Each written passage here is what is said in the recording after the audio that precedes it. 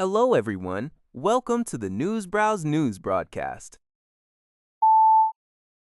According to Zio Shabao, China's Central Cyberspace Affairs Commission recently initiated a large-scale rectification campaign targeting online self-media accounts.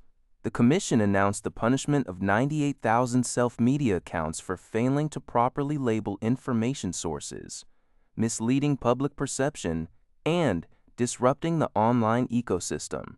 The violations cited include not attributing sources for domestic and international current affairs, public policies, and social events, as well as failing to mark AI-generated content or indicate fictionalized dramatization.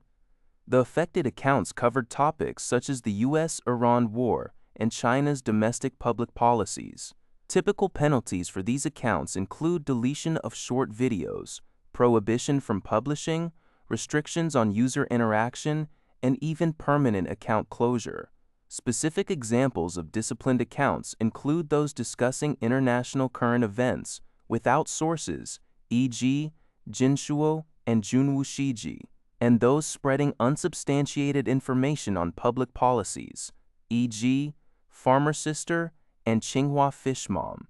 Accounts creating fictionalized content to attract traffic, such as those depicting discrimination against delivery drivers or rural stereotypes, were also targeted.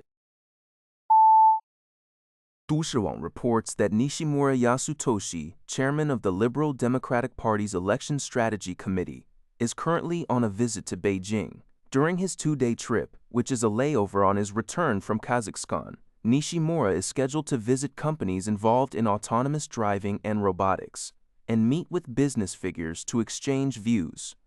However, no official meetings with Chinese government officials have been arranged. This marks the first visit by a senior official from Japan's ruling Liberal Democratic Party's Party 4 officials since Prime Minister Takeshi Shinei assumed office in October last year. Relations between China and Japan have reportedly cooled significantly since Prime Minister Takeshi's remarks regarding a Taiwan Strait contingency in November last year, leading to a halt in high-level exchanges. Nishimura, aged 63, previously served as Deputy Chief Cabinet Secretary and Minister of Economy, Trade, and Industry.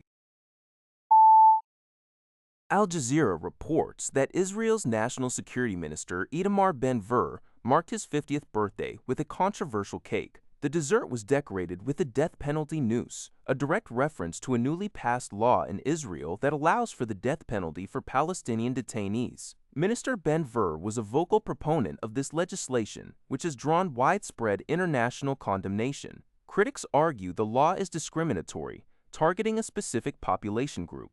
The celebration, with its stark imagery, has sparked further debate and outrage regarding human rights and legal practices in the region. Al Jazeera reports that Austrian police have arrested a 39-year-old man in connection with the discovery of rat poison and an N mein Next Pensbos Tor. APBET. The arrest by the Burgenland Provincial Police Directorate follows a partial product recall last month by the Swiss company, which cited a criminal act and later revealed it had been targeted by an extortionist. The tainted products were found in Austria, the Czech Republic, and Slovakia. Authorities advise consumers to check HPP products for white stickers with red circles, damaged lids, missing safety seals, or strange smells. Symptoms of poisoning, such as bleeding, extreme weakness, or paleness, typically appear 2 to 5 days after ingestion, and anyone experiencing them should seek medical attention.